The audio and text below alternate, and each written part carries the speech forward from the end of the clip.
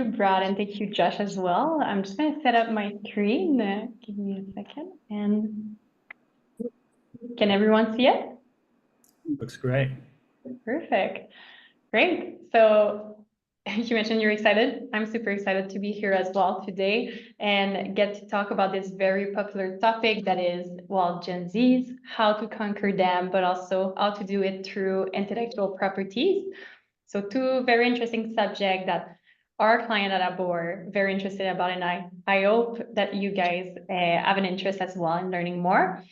But before I move on into the findings of our studies, well, I'd like to just give you guys a quick introduction about myself. So my name is Joëlle Masse, as Brad mentioned. I'm senior partner at Habo, and I'm head of the research team as well. So what does that mean in terms of leading the research team? Well, it means that I had the chance to work on multiple projects that are either quantitative or qualitative among what we call entertainment consumers.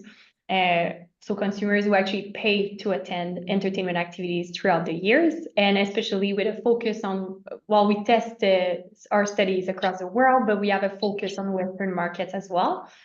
Today, I'm going to present to you the results from a study that we launched among 5,000 Americans back in 2022, but also across multiple studies that we've done again and again after to really gain this understanding about entertainment consumers and particularly Gen Z. How do they react and how are they different than other generations?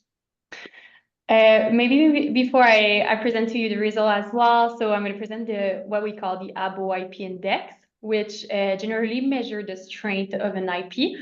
And how do you make sure that your IP is relevant across generation and specifically for Gen Z? I would say the challenge in our approach as well is that it's such an intangible thing to measure. So how do you know the strength of an IP? And I'd love to hear your thoughts on this as well. But the idea is that an IP compared to a different product or a service, well, there is an emotional bond that we need to leverage on as well. And I think that, well, hopefully I hope you think the same way as well after this presentation. But I think we found a way to measure that emotional bond as well through research as well as through the generations. So I hope you're going to stay after this, but to spoil you a little bit the results, what we found was very interesting about this is that there are IPs that are classic IPs, like we think of Lion King, Harry Potter's, that have been able to successfully transcend generations and that are still very much relevant to Gen Zs, but there are also newer IPs that have successfully done that through the years, like, for example, Bridgerton that you're seeing here. So let's dive in. So first, why Gen Z? So quick introduction, there are many reasons why we're focusing on Gen Zs today, but among them, well, obviously, apart from the entertainment sector across industries, well, Gen Zs have been the focus of multiple studies, of multiple articles, and there is a reason why. But among them, in terms of entertainment, it's an extremely captive segment. But just like any other generation, it's a segment that's very challenging to target as well, just because it gets so much attention right now. And they are much more selective in their choice of entertainment. So quick statistic that I love, and we're going to delve a little bit more later on. But they're also the best educated generation to this day. And that's comparing apple to apple. If you compare any generation at the same age that Gen Zs, making them way more selective, but also they are one of the most active segments currently and expected in the future as well in terms of entertainment. So today, I have approximately, like Brad mentioned, 30 minutes of content. And I'm going to try to do that through Habo's approach. So what you're seeing here is basically the approach that we usually take for our projects. So for those who speak French, or even if you don't, Habo means Haute Altitude Basse Ouverture, which is an acronym for high altitude and low opening, which is if you do parachute, or even if you don't, it means it's a parachutist method, which means you start from a very broad opening and then you land on a specific target at the end. So that's going to be the approach that we take and that we're going to take today as well. So we take that with our clients as well. So we make sure to look at the market, consumers, consumption, and then we get into a very specific, a very specific strategy for their own product or concept. What it means for us today is that first, if we look at the high altitude, I'm going to get into more a comprehensive insight on the Gen Zs, their entertainment consumption, what makes them so special compared to any other generation. To then a topic that I think is very interesting for us today, the top IPs that have been selected, and see how do they resonate with this audience, but also what are the key implications for any producers or IP owner. So what you're seeing here is the entertainment landscape as we define it at Habo. So often we're going to divide the entertainment landscape into two categories. So first, the at-home category, which includes, as you can see, cable TV, video streaming, video gaming, sports streaming, etc., up to gambling. That's not necessarily the category we're going to deep dive on today because we can spend hours talking about this one. In terms of the percentage of Gen Zs who have access to these paid products or subscriptions, it's about 93% of them based on our research. And that percentage, to be transparent, is very similar across generation, but what's going to change with Gen Z is really the context of their using. So how do they use these, how much they're willing to pay for them, their drivers, etc., and it's very specific per category. What we're going to focus on today is mostly the out-of-home entertainment, which is paid entertainment activities that consumers have to go, as it says, out of their home to get to those. So these include anything from live performances, art museums, science centers, festivals, theme park and amusement park as well, etc., up to restaurants and bars. And among Gen Z, something that's really interesting among them is that the very big majority of them is going to attend at least one of these every year. In the past 12 years, it was nearly 80%, while you see 78% paid to attend at least one of these, and that except cinema and restaurants and bars. To put this into perspective, so it's a lot of statistics that I'm pushing right here, but it's all to put into perspective that Gen Zs are very active segments, and that's something that stands out compared to any other generations. So obviously they have more times and freedom actually right now, but as I mentioned, they're the best educated yet, and they are on their way of making more money in the future, but they also expect to keep spending more and more. So if you put that into perspective, what you're seeing here is that, yes, there are 78% of Gen Zs who attended entertainment activities in the last years, but this is very much correlated with age. So the average in the United States is 68% across all generations, and Gen Z very much overperform over the other generation.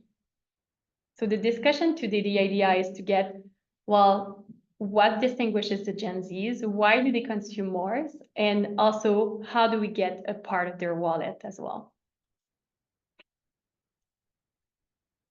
So a lot of statistics. Again, I invite you guys to take a picture of it. The idea here is not to go through all the statistics together, but just to give you and maybe take it to a higher level and give you an idea of Gen Zs and why they are so interesting as a segment. So for those who know, so Gen Zs, typically they're aged between 12 and 27 years old. Our study really focused on those who are ticket purchasers. So we're focusing on the 18 plus, but the 12 and younger, they are very interesting as well. So all together, they make for 21% of the US population. And just in terms of their socio-demographic profile, they're extremely interesting as well, just because, well, first, two statistics, they're the most ethnically diverse generation, but also, as I mentioned, they're the most educated. So if we compare it at the same year, there's 58% of Gen Zs between 18 to 21 who were involved in college right after high school. If we compare to other generation, that's way higher than what we've seen in the past. All of this, and we see it through our studies, but Consumers are more educated as well. They tend to be very much more selective. So we see that in terms of their entertainment spend, their entertainment habits, but we also see that through their relationship with values and ethical consideration. And that's not to make any generalization. There's obviously some Gen Zs that are different of others, just like any other generations, but studies prove that compared to other generations, they do promote more inclusivity and diversities in the brand that they consume. In terms also of the social influence, that's something that distinguishes a lot the Gen Zs. So even when looking for entertainment consumption, the social influence is very much important. So for example, when we ask consumers, what is the main source that you turn to when you look for an entertainment experience? The main one to come from Gen Zs is social media. And the main thing that they look for on social media is user review, blogs, and influencers as well. So that's very interesting comparing to any other segments. Usually the first thing to come up is my peers and what my family is telling me or my friends are telling me. But among Gen Zs, it's really social media and the opinion of others. So that again is just an interesting stat to show as well that Gen Zs are very much what I would say overstimulated, because on social media, yes, they are exposed to multiple ads, multiple entertainment activities. And again, the idea is to understand now their consumption to get out to get their attention. If you look at the right side of the page, we're looking more now at their consumption of out-of-home entertainment. So the first statistic, which might not necessarily surprise you, but that we do wanted to focus on is the top 3 entertainment categories among Gen Zs are movie theater, live performances, and theme park and attraction parks as well. When I say might not surprise you, is that because it is very much also the same categories across generations, but there's definitely something to learn from those categories, maybe because of the numbers of offers, but also these are categories that are very much IP-led right now. Those categories have been able to transcend generations versus categories that are maybe newer and innovative, but that Gen Zs are also very receptive to, just like immersive experiences. We have a lot of clients right now in immersive experiences, and the result is always the same. Across studies for any concept that we test immersive experience, obviously the intent and the propensity to pay varies on the concept, but it is always the Gen Z audience that scores the highest in terms of interest. And that we see in every study, we see it again here, but Gen Zs, they're 60 times more likely than any other generation to have attended an immersive experience in the last 12 months. And again, immersive experience, as you know, very much led by IPs these days, although there are some that are not IP-led or that they become IP-led because you build such a strong brand that becomes an IP. This is an interesting segment for Gen Zs. Then if I focus on the 2 last statistics, because those are statistics that I love, but Gen Zs are, yes, the more captive at home, being at home in that sense, in their cities and where they live, basically. But they're also the most captive segment in terms of entertainment while traveling. So we've done a few studies also on tourism, in the tourism industry, and we see that for Gen Zs, one of the top considerations that they take when looking for a destination where to travel is the number of activities that is available there. So again, very interesting. It's 43% of them who base their decision off of the number of activities versus 22% for any other generation. And lastly, well, there's 41% of them who expect to increase their entertainment expenses in the next 12 months. So yes, the entertainment consumption is correlated with age, but it also proved that it's a segment that's even in this economic landscape currently is more likely to continue to invest and see really the value in entertainment. A lot of stats about the Gen Z. So now let's get into the IPs. So what's an IP? First, well, yes, there's one term, but there are several definitions. So across industries, the term intellectual properties is widely used. But right now, what we're going to focus on is really the entertainment industry. How do we define IPs? And that is, it generally refers basically to any popular culture icon that's been developed and popularized by either, well, we look at movies, televisions, video game, books as well, and shows. So that's the definition we're going to use, although we're very much aware that any human brand, also a celebrity, for example, can be used as an IP as well. Perfect. So in terms of IP, I'm sure probably even some in the crowd today are using IPs. Why? Well, there's many more reasons than that, but above all the reasons, well, they're a fabulous source of revenues. So if we're looking just at the US box office in terms of revenues, we can see that there's approximately 80, well, 79% of the revenues that are generated by the top 100 films that come actually from franchises. And in terms of the consumer side, well, they tend to maximize consumer appeal as well, and they mitigate risk. So that's something that we see often on Broadway. For those who know as well, the Broadway dynamic right now, there's more and more show coming in. I think there's this year, I read an article recently, it was about 40 new shows this year on Broadway. And when we looked at the past years, there's 43% of those new shows that were based off of IPs. So anything from movies, from books, from celebrity, etc. There's many reasons why IPs are interesting, and that's what we're going to delve into as well. But just to give you a quick example, as you're seeing here, we made sure to include a mix of classics like Harry Potter, like Lion King as well. But there's also newer IPs that are coming to life. So we have Bridgerton, for example, here as an example. And just to name a few, I'm sure some of you are well aware with those examples, but there's a lot of IP that have seen a big success as well. So I'm just thinking on top of our heads, well, the Netflix immersive experiences that have been launching. In 2022, we conducted a study and we saw that through our research that they already in 2022 surpassed the millions of visitors through their IPs experiences.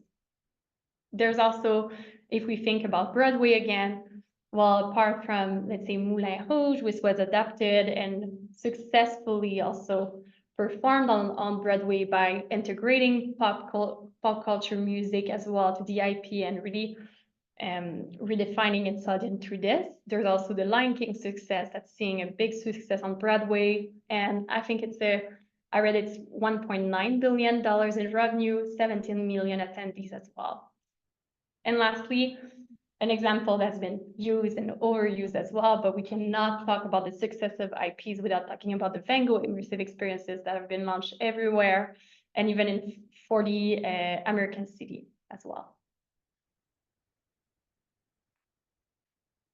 So what you're seeing here, we're now getting to our Habo IP Index. So what you're seeing here is our first edition of the Habo IP Index, which was, as I mentioned, launched among 5,000 Americans.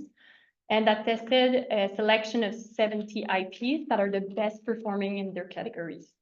So there was the movie, arts and literature, the TV shows, and the video game industries that were tested. And that's just in their original forms. After, you can see IPs that have been successfully adapted to different formats as well, but they are just classified in their original form here. So here, what we did is our methodology, you're going to see what is the Habo IP Index, but the idea was to, we did on purpose to select 70 IPs that are huge and that have seen an incredible success in their categories to see, well, what's the success ingredient? How do you make a strong IP? And which ones are the ones that resonates with all audiences? So what makes a strong IP? The question that's, as I mentioned, I talked about intangible variable earlier, but for us, an IP, what we've seen through research and statistic as well, is that it's an IP that is known and understood, that is loved and admired, and that's also monetizable and scalable. And these three components, they make up for the Habo IP Index. So looking into them, so known and understood, what does that mean? So Basically, what we did is it's a multi-dimensional framework, which basically tests the strength of an IP. We've launched the first study in 2022, but now we're doing that study over and over again with our clients' IP, for example, to test how it performs. So for known and understood, it includes the level of awareness. So do people know about my IP? Level of familiarity, well, how familiar are they with it? The image, okay, well, it's known, they're familiar, but do they have a good perception of it? Is it well perceived? And then we have also the loved and admire, which is very intangible, but very important in measuring an IP. So yes, your IP can be known and understood, but truly what's going to distinguish an IP versus another is how it's loved and how does it have a fan base, basically. So for example, here we include 3 variables. So the level of affinity, so how do people love the IP, level of identification and attachment being, first attachment is, are they fans of the IP? If the IP stop to live basically and stop its existence, would they have an emotional loss? And then identification is really, do they identify to the other fans? And is it a strong IP enough that people are going to gather together to see an experience based on this IP? And lastly, the monetizable and scalable. Well, obviously, to bring a good concept to life, well, there is this business component that we need to measure. And we measure the commercial potential. So are people willing to pay for this IP?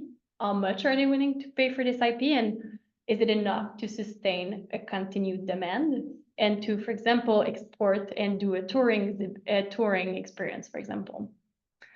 And lastly, elasticity. Well, a good IP can be very good for one format, but not for another. So elasticity really measures, well, is my IP able to adapt truly to different experiences? So strategic findings on IPs and Gen Z, so the core of today. So now we're going to talk about, well, we're categorizing IPs in 4 quadrants, basically. And what we do is we look at 2 main axes. So what you're seeing here, if you're looking right here at the vertical axis, we're looking at the level of appeal of an IP among multiple generations. So is your IP able to connect with multiple generations, or is it more of a niche, what we call an IP that connects only with one generation? And lastly, the level of product differentiation right here. So can the IP be adapted to other formats? So for example, here, an IP that was scored right there is an IP that's multidimensional and can be adapted, that consumer would be willing to pay for different formats, versus on the left, it's an IP that consumers would only be willing to pay for one format, for example, or one, when I say format, it's one experience or one product, for example. So we're going to focus here. And the idea today is to get, well, who are our all-stars? So what are the IPs that all generations love and all generations would be willing to see that IP and pay for that IP across different formats as well? And what can we get from the Gen Zs there as well? I'm going to let you a few minutes to sink in that information as well. So right now you're seeing the results. We obviously removed a few of the 70 IPs just so that, well, so that it's not too crowded. But I know a few of you messaged me on LinkedIn as well. I know there's a few of the IPs that we tested that are as well from people of the audience. But what's interesting here is looking more closely at those all-stars. Most of them are IPs that are dated, if you'd like, not dated in a bad sense, but in the sense that they were created years ago as well, and that are now known as classic, but classics that also are able to connect with Gen Zs right now. So if they are in that all-star segment, it does mean that they are very connected to Gen Zs as well. We're going to get into the top of the IPs for Gen Zs and versus the rest of the population. But here, what's interesting is that you find here like The Lion King, Harry Potter, Batman, etc.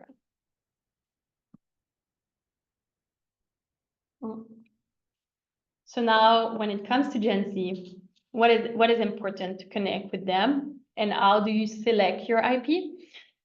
So obviously that's a different question. If you already if you're an IP owner, for example, you can measure all of this to see the strength of your IP and then see what to leverage on. But if, let's say, you're producing an experience and you're trying to see how the IP you're considering is performing, the idea is 7 main questions to ask yourself. So first, is my IP known about the Gen Z audience, or is it an IP that is more known across other generation? Are they really familiar with it, or do they just know the name of it? Do they have a positive image, and what is it known for? And that's very important because you're going to see a little bit later, like there's the choice of the IP. Yes, that's important, but there's always the creative way in which you treat it as well, and operational elements that's going to change completely the performance of your experience. And then lastly, well, how strongly are they attached? Are they attached enough that they're going to want to pay for this experience? And then on the business side, if you'd like, well, is the IP generated enough intent as well as the price they're willing to pay so that it's recompensating and sufficient enough to produce and justify producing an experience based on it? So why IP are so important among Gen Z and even millennials in that case that we see? Well, first, among all generations, those 2 generations are the most attached to the top US IPs. So even though they are IPs for the most part that were created before they were even born, well, they were the most attached to it, and they've been able to renown them as classics and really resonate with this audience. So what you're seeing here is the average of IP love. So if we remember, like this is a component where we test like how much they love those IPs and are they fan of it. And Gen Z and millennials are always at the top of these 2, this matrix. And what we see in terms of IP attachment, what you're seeing here is the percentage of each generation that were fans of the IPs that we tested. So for example, silent generations, the resonance was a bit lower. So 2% of them were fans of the IP tested. But when it comes to Gen Zs and millennial, it's about 16% were fans of the IPs tested. And again, the IP tested they resonated with them as well, but 16% might not seem like a big number, but it's a huge number when it comes to having an emotional bond and being actually sad if the IP ceases to live. And I think that one of our statements is also, I think it was something like, this IP is part of who I am. So that's a very big statement in terms of their attachment to these properties. I think another slide is going to be interesting for you guys as well, is to see the top IPs among the population on the left and then among the Gen Zs. So what you're seeing here, again, at the top of both, we find the Lion King. And then when you look, there's a lot of them who come back in both, but there's also new IPs that come in Gen Z's, Gen Z's top. So we have video game IPs as well that are there, but we either have like IPs that transcended generations like the Lion King or IPs that evoke nostalgia. And when I say evoke nostalgia, it's because we actually ask after for each IPs, we ask, Gen Zs and everyone, basically the 5,000 Americans, we ask them, why do you like them and why do you not like them? And among Gen Z, what came back all the time was that, hey, I grew up with this IP, I've grown up watching this IP and I want to see it again, I want to see how it transformed itself. So very interesting that it doesn't mean that you cannot have a new IP with Gen Z, not at all, because we see some of them that are new, but it also means that you're able to leverage on nostalgia with that crowd. And one thing that's very interesting as well, and I'd love to mention, is that there is a timing aspect in terms of the actualities that were going on at that time. So in 2022, there's a Pirates of Caribbean that Johnny Depp was right in the middle of his trial when we tested this. And there's also Black Panther, which unfortunately the lead actor passed away during that time. So those 2 IP, when we looked more closely at why did they come in their top, well, it was more because of the actors themselves. And I would say a trend. It's not necessarily a trend, but actualities. So obviously there's a way to leverage on trends with this crowd. But there's also a question of, is it sustainable for the long run? So lastly, I want to leave time for questions. So I'm going to finish with 2 slides. You might have seen, but Spider-Man has successfully maintained its reputation among among the Gen Z, sorry. So it was in their top, but it wasn't in the top of the rest of the population. And what you're seeing here is, well, if you downloaded our full study, you might have seen some of these, not for Spider-Man, but for other IPs. But you're seeing basically their intent to purchase tickets for diverse version of experiences or product based on Spider-Man for Gen Zs versus the total population. So for example, here, to simplify, there is 35% of Gen Zs who say, hey, I'm very likely to purchase a game on Spider-Man, a video game. There's 35% who said, hey, I'm very likely to go to a restaurant if it was based on a Spider-Man experience, 20% for a museum, exhibition, etc. So you can see that, but you can also see that it's much lower when it comes to the general population, meaning that this IP for Gen Zs has been able to stretch itself across different formats. You see the same thing in terms of pricing now. So for example, it's very much similar to the general population, but what's important to get here is that, well, basically for a theme park, they would be willing to spend way more for an entry ticket to a Spider-Man theme park than the general population also. So 2 metrics, hence why the commercial potential is so important to measure. But here among the Gen Zs, Spider-Man is, I think, a very interesting example that of an IP that connected with this particular audience. And again, the nostalgia, the way it was framed and the way it came out at a time of their life also, that they had a chance to grow up with this IP, was also a way that they connected with the IP as well. And lastly, my last slide for you guys is that, yes, obviously the choice of an IP is extremely important and can either have an uplift that's crazy on your experience or at the opposite, generate a neutral experience, a neutral intent. But there are way more other factors, and notably the creative concept and the operational elements are as equally crucial as the IP itself. So through our studies, we either quantitative or qualitative, where we do, let's say, focus groups or individual interviews, there's always 5 factors that come out the most in terms of what Gen Z look for in their choice of entertainment. And that's also the secret recipe, if you'd like, of, yes, selecting your IP, but making sure that it's well deployed. So for example, here, the 5 elements are first, well, an experience that's highly captivating and entertaining in terms of its storyline. So as you know, they are the most captive segment, if you'd like, in terms of their entertainment consumption, but it also means that they want to have fun and engage throughout the experience. So very essential to reinvent itself as well, and reinvent the IP through elements that they love. In terms of perceived value of the experience and worth compared to competitors, well, as I mentioned, very hard to get their attention, very hard to actually grasp a share of their wallet. But if they perceive your experience is unique, they're going to be able to, well, they're going to be willing to spend more as well.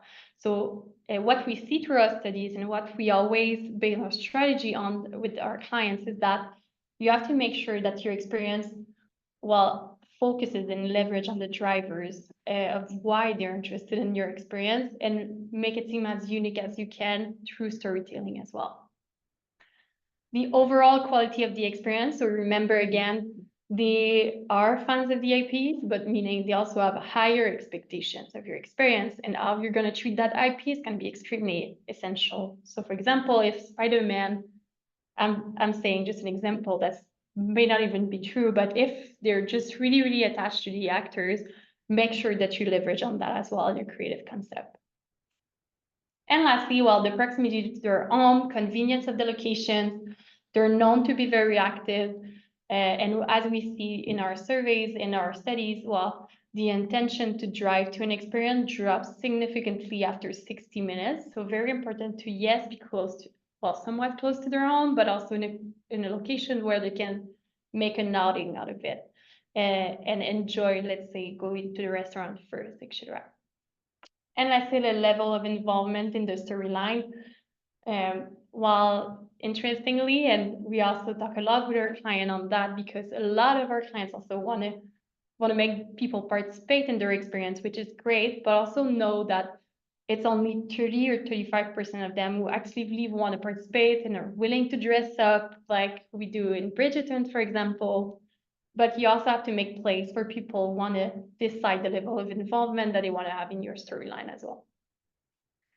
So anyway, so a lot of things. We could talk about IPs for hours and also the Gen Z as well, but just know that it's a very interesting segment. Once you tap into them, their level of fandom, and there's so many studies that prove it, but Gen Z, they tend to be more fans of an IP. They tend to let's say love, and if they love your IP, they love your experience, they're willing to pay more and to spread ahead also the information. But in the case that, if it's not the case, for example, and if these are not respected as well, well, you can have a very strong IP, like I talk about Spider-Man, for example. But for those who know, Spider-Man came to Broadway a few years ago already, and they had one of the biggest loss with, I think, a loss of $60 million. And if you know that example as well, you also know that it doesn't have anything to do with the IP itself, but more operational issues as well. So obviously the IP doesn't guarantee success, but if it is well treated and it works well operationally, then you can have a real success among that crowd. So a lot of information, and I'm looking forward to our discussion as well. If you have any questions, feel free to ask them. This is fantastic. Thank you, Joëlle. I know I am kind of like bubbling over with questions. I've been taking notes here rigorously. And I agree, this is going to be more than we can probably cover in the remaining, 16 minutes for today. So I'm just going to put this out here. Joëlle, how do you feel about people contacting you on LinkedIn with follow-up questions? That's perfect. Yeah, absolutely. Feel free to contact me if there's anything. Cool. Okay, I'm just going to dive right into the chat because there are some really interesting questions about methodology and sort of, I think, the details of the study. Let me see. I'm just going to go scrolling up into the chat here. John Klopping, I hope you don't mind, John. I'm just going to, I think this is probably going to be a broad question for many of us, but could you share some information about like the locale of the study? Was it global, specific to a region? And maybe also share a little bit about the sample size and methodology for the study itself? Absolutely. So the study was focused on the United States. So it was among the general population 18 plus, because we want to focus on those ticket buyers. While it was so it was 5.3K participants across the United States, and we're always putting quotas, which actually means that we're just being representative of the geographical representation. So to make sure that we have the same amount of people from, let's say, the north versus the south as the census that was calculated by the government. So that's a bit on like where they come from in terms of the methodologies. So each respondent was testing 4 IPs to make sure that there's no bias or no fatigue of the respondents through the IPs, and they were all respondents to the 12 variables that I showed, the 3 dimensions as well on those IPs. Interesting, thanks. Sarah Shrek, you've been active in the chat, and so I'm not even going to try and paraphrase your question. I think particularly that last one you have, I'll let you just share if you're cool with that. Absolutely. And I'm sorry, I'm very long in the tooth, especially when I'm writing in chat. So I'm writing paragraphs and I'm like, oh no, what have I started? So I noticed, because my last name is Shrek, that Shrek was listed on the thing as a piece of arts, and I think arts and literature, which I thought was really cool because I know it started as a book, but not many people know that. And that got me thinking, if this index, if you think it might be able to be used to sort of backtrack or backwards calculate, let's say someone is trying to find an IP that they want to foster or something they want to get in on early. It seems like film is a really great way to do that. But in the case of things like Shrek or other films that began as books or plays, can this index possibly point in the direction of a medium that works especially well for IP at its origin? It's an extremely interesting question, and that's also like one of the inside of the full report. So I'm happy to show it to you as well. But so in terms of the 70 most performing IPs that we've selected, the vast majority, as you mentioned for Shrek, are not known now. They're more known for other formats than their original forms, but a lot of them started as art and literature. So as book or etc. So it's very interesting for us. It does show us, and that's, as I mentioned, one of the page of the report actually, but how this medium is a great way also to start an IP and also have it adapted. And our guess as well, and seeing like respondents, feedback and reaction to those IPs, that those IP have a strong universe, like they've been written on books, etc. So it's a strong universe that's easily adaptable, and there's endless of opportunities to transform it into another experience, for example. Awesome. Cool. Thank you so much. No problem. Thank you. It's so cool. I'm so excited about it. Yeah, I know. I kind of wanted to start running IPs through these indexes just to see like, ooh, what surfaces, what surprises are there? Maybe that's where I'll start with one of my questions. Is what was there anything through the study that surprised you? That that you or Habo initiated this with some sort of an expectation and something else surfaced? It's a great question as well. I think I would say like focusing on the Gen Zs, because the actual study, well, obviously, yes, we studied the behavior of Gen Zs and we studied it compared to other generations, but the big focus was big IP on the United States, what makes a strong IP, but doing this for this presentation as well and deeping a little bit more into details into the Gen Zs, I would say that it's how big IPs that let's say are older, let's say in classic, are able to resonate even more with Gen Zs that haven't necessarily grow up with them as well. So I think that was interesting for me, and seeing that how much more attached that they are to these IPs. And another thing, let's say, that we haven't covered here today, we focus, if you remember, on what we call our all-stars that are transcending all generations. But for fun, also deep dive a little bit into the IPs that are performing well among just Gen Zs. And there's obviously a lot of video games, but there's also other specific IPs that we didn't have time to cover today, but would be a very interesting topic as well. But I was performing just well with Gen Zs, for example. It's a big answers, but there's many things that are interesting here. All right, I'll be following up with more questions. Let's see, Cynthia Brown, if you're online, do you want to ask your question from the chat?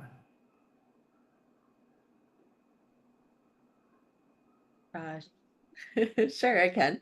I was just curious, you mentioned that the study focuses on ticket buyers, so 18 plus. And so I was just curious in your methodology, how you're accounting for the younger end of Gen Z. It's a great question. In research, it's always tricky to go for younger as well. So yes, it's the reason of ticket buyer, but it's also that when you want to understand the consumption of younger ones, let's say, you have to have the consent of the parents, and you're actually going through the parents instead of the kid. So what we do instead, usually in our studies, is we look at the behaviors of parents and we ask them questions about their children. So that's not the focus here, let's say, but obviously the ranking is completely different when you look at younger Gen Z, if you'd like. 12 years old, you're definitely not at the same stage as a 25-year-old, nor do the same IP resonate. Cool, thanks. Feel free, if anybody else has any questions, just drop them in the chat and I'll do my best to advocate for your question there. In the meantime, Joëlle, I'm trying to wrap my head around the dimensionality. There was sort of in that sort of 4-square grid there, you had on the left side of the spectrum was one dimension, then the other end I think was multidimensional, I think is the term. Yeah. A couple of the brands that showed up in the one-dimensional section surprised me, and so I'm wondering if I'm not understanding the dimensionality as a criteria. Like, what stood out there? Let me look at my notes. I think Halo was in there, Stranger Things, the X-Men were kind of leaning more towards the one dimension, and I know those surface as comics, books, TV shows, movies. What could you, I guess, provide some context for that? Because I'm trying to figure that out. Yeah, so okay, maybe I can share my screen. So I'll have the same reference as you. Are you talking about this slide specifically, right, Yeah, Brad? exactly. And your question was towards the one-dimensional here? Yeah, that bottom left quadrant, some brands stood out to me. Like Halo, X-Men is right on the verge there. Stranger Things, Yeah. Dune. Like these seem like multi-platform brands to me, or IP. So yeah, I'm just trying to understand how they kind of like skew more towards the one dimension. That's a good question. So in terms of I would amend X-Men from these because there is very like on the average of this. But let's say I'm going to look at all of these. You're right. So in terms of one-dimensional, if they were really here, like Breaking Bad, for example, that means that consumers, well, there's at least one segment of consumers that sees a really high potential of seeing, let's say, Breaking Bad, which I'm guessing here, I didn't do the case of Breaking Bad specifically, but for a TV show, for example. Here, that means they're more in the center. That means they're usually a medium that attracts a lot to one segment of consumers, but across, let's say, two or three formats. So, and that's really the consumer's perspective. So again, like if we go back to the last slide of the presentation, basically you could have an IP that's extremely strong among everyone and among, well, different formats, but in reality doesn't perform as well because there's other consideration versus here you could also have, as you mentioned, IPs that, well, from the consumer side, are perceived to be IPs that are maybe less attractive for different formats, but that perform extremely well because the word of mouth is great, while the advertising also puts it forward as well. So there's different things, but basically here it would mean that they score really well for one generation on a few types of formats. If that answers you, I hope that answers your question, Rudy. Absolutely, thank you. Yeah, it's funny. I'm gonna dive into another how about index question because I'm just like I'm excited about this. Let me see, where was it? It was the index. There was image as a category, and then the other category was love and admired. Yeah. And it looked, at least from my perspective, some of the language that sort of like described what was embodied within those categories seemed to overlap. That kind of